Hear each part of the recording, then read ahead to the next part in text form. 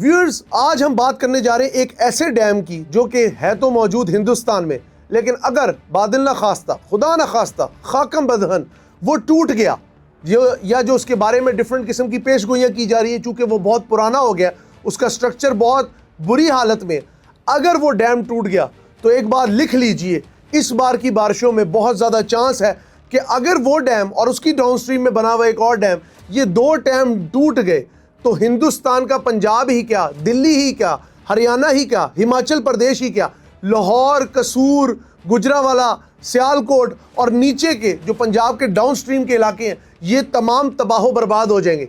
मेरी मुराद है बाखड़ा नंगल डैम, जो कि हिंदुस्तान का one of the highest dam है। इसको जब ये इसकी तामीर हुई थी 1948 से लेकर 1963 तक इसकी तामीर का ये पूरा सिलसिला चला था। ये सतलुज रिवर पे बना हुआ है। बाखड़ा डैम ऊपर वाली साइड पे है, अपर स्ट्रीम की तरफ है, और डाउन स्ट्रीम में नंगल डैम है। इसका जो रेजरवायर है उसका नाम है गोबंद सागर लेक। ये गुरु गोबिंद सिंह महाराज के नाम पर इस लेक का नाम रखा गया, और इसकी जो कैपेसिटी है आप सुन के परेशान हो जाएंगे। इसकी कैपेसिटी है 9.34 billion cubic metre. It's a massive reservoir of water. अस्सलाम वालेकुम, मेरा नाम है Hamza Sajid Rana and you are watching JP digital vlog. बाखड़ा नंगल डैम सुनने में एक अजीब सा नाम लगता है, लेकिन ये डैम हिंदुस्तान ने जब बिल्कुल अवाइल थे, आज़ादी थी हिंदुस्तान को मिली और हिंदुस्तान एक नया मुल्क बना था, तब जवाहरलाल नेहरू ने इस डैम को बनाया। अच्छा, इस डैम का जो डिज़ाइन है वो दिया था सर छोटू राम ने 1925 के अंदर, लेकिन उसको जो आप समझ लें फाइनलाइज किया गया वो 1948 से लेकर 1963 के दरमियान किया गया। आगे चलते इस डैम की जो डेवास्टेटिंग इफेक्ट है वो ना सिर्फ भारत को, ना सिर्फ पाकिस्तान को, ये पूरे एक रीजन को एक ऐसी कैटास्ट्रोफी का शिकार करेगा जो कि आपके और मेरे बल्कि आने वाली जो जनरेशंस है उन तक असरात छोड़ेगी। बाखड़ा नंगल डैम की अगर आप बात करें तो ये करीबन 226 फीट ऊंचा है, जो कि one of the highest dam in south Asia. अगर खुदा ना खास्ता ये डैम टूटता है, चूंकि इस डैम की जो रेजरवायर है उसकी सफाई गुज़िश्ता 20 से 22 साल से नहीं हुई, इसकी जो वाटर कैपेसिटी है वो 19% तक डेप्रिसिएशन आई है, क्योंकि इसके अंदर से जो सिल्ट आती है, जो कि मिट्टी आती है, जो दरिया के साथ आती है, दरियाई मिट्टी, उसको साफ नहीं किया गया और इसकी दीवारें कमज़ोर हो चुकी हैं। इससे पहले कुछ सिख माहिरीन और डिफरेंट जो पंजाब, जो हमारा ईस्टर्न पंजाब है जिसको हम चढ़ता पंजाब भी कहते हैं, उसके माहिरीन इसके बारे में कह चुके हैं कि अगर ये डैम इस बार की बारिशों में ना साफ किया गया तो बहुत ज़्यादा चांसेस हैं इसके टूटने के। और अगर बाखड़ा नंगल डैम, ये दो डैम टूटते हैं, गोबंद सागर जो रेजरवायर है वो टूटता है, तो 9.34 billion cubic metre of water, ये लाखों क्यूसिक बनता है, ये डाउन स्ट्रीम में आएगा।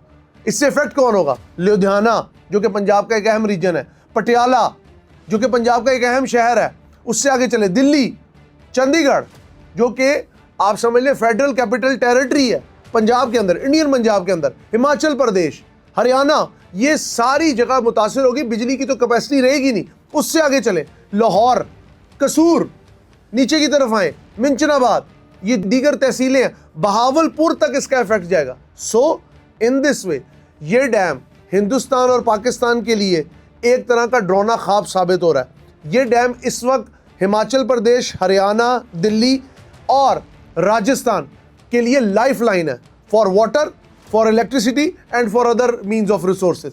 लेकिन ऑन द अदर हैंड अगर ये टूटता है तो सिर्फ हिंदुस्तान को ही नहीं, पाकिस्तान को नुकसान होगा।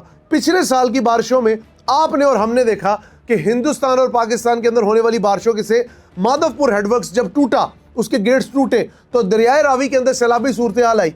4 लाख से 3 लाख क्यूसिक के दरमियान एक बहुत बड़ा सैलाबी रेला आया, जिसने ना सिर्फ लाहौर, ना सिर्फ शादरा, ना सिर्फ जसड़, ना सिर्फ जो डाउन स्ट्रीम रावी के एरिया उनको मुतासिर किया, बल्कि पूरे मुल्क के अंदर एक पैनिक की सिचुएशन आ गई। Flood is just like a panic situation, और इस साल उससे भी बड़ा दरियाई मसला हो सकता है। अगर बाखड़ा नंगल डैम टूट गया तो mark my words, it will be a biggest catastrophe in the recent history of mankind. So in this way Pakistan ही नहीं, हिंदुस्तान की जो रिसेंट सरकार है, मोदी सरकार, जो कि पंजाब को डुबोना चाहते हैं, मैं पंजाब के सिखों को दसबस्ता गुजारिश करता हूं, आप अपनी गवर्नमेंट के खिलाफ खड़े हो, raise the voice against this massive concrete dam, क्योंकि ये अगर टूट जाता है तो हमारे तो जो नुकसान होगा, लेकिन आपकी दास्तान नहीं रहेगी दास्तानों में। तो सिखों के लिए ये हाई टाइम है। अगर आप किसान मार्च आप कर सकते हैं, अगर आप ऑपरेशन ब्लू स्टार के बाद खालिस्तान की तहरीक खड़ी कर सकते हैं, तो भाखड़ा नंगल डैम को ख़त्म करवाएं, इसे तोड़ के इस रेजरवायर को नेचुरल हालत में रहें, जिस तरह अमेरिका में पूरी दुनिया में डैम्स को ख़त्म किया जा रहा है, क्योंकि ये आपके लिए भी थ्रेट है और उसके बाद पाकिस्तान के लिए तो ये बहुत बड़ी थ्रेट है, क्योंकि हमारे पास कोई ऐसा मैकेनिज्म नहीं है कि हम जो डिफरेंट जो हमारे ईस्टर्न दरिया हैं, रावी, सतलुज और ब्यास, इनमें आने वाले जो सैलाब है उनको कंट्रोल कर सके, क्योंकि हमारे पास तो इसके ऊपर कोई डैम ही नहीं है। क्योंकि डैम क्यों बनाए? क्योंकि ये दरिया तो हमने हिंदुस्तान को बेच दिए। 100 करोड़ के लिए अयूब खान जैसे आमिर ने पाकिस्तान के ये दरिया जब उन्हें बेचे तो ये सोच नहीं रखी कि इन शहरों का क्या होगा। और अगर भाखड़ा नंगल डैम टूटता है तो ये सिर्फ हमारे लिए, हिंदुस्तान के हर शहरी के लिए, खास तौर पे जो कि पंजाब में रहता है, जो कि दिल्ली में रहता है, जो कि हरियाणा में रहता है, जो कि राजस्थान में रहता है, वो अपने अपने कब्रिस्तान की, अपने अपने शमशान घाट की तैयारी रखे, क्योंकि पानी किसी को माफ़ नहीं करता।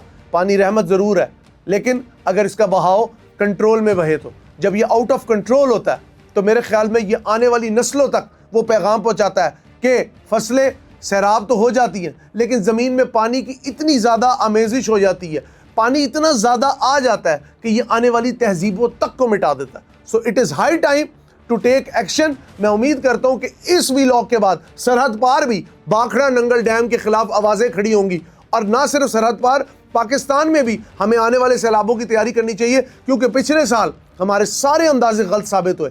रावी भी बिफर गया, सज्जाद अली का गाना भी झूठा पड़ गया कि जे रावी विच पानी कोई नहीं तो अपनी कहानी कोई नहीं, तो रावी ने कहा आल चक में आ गया।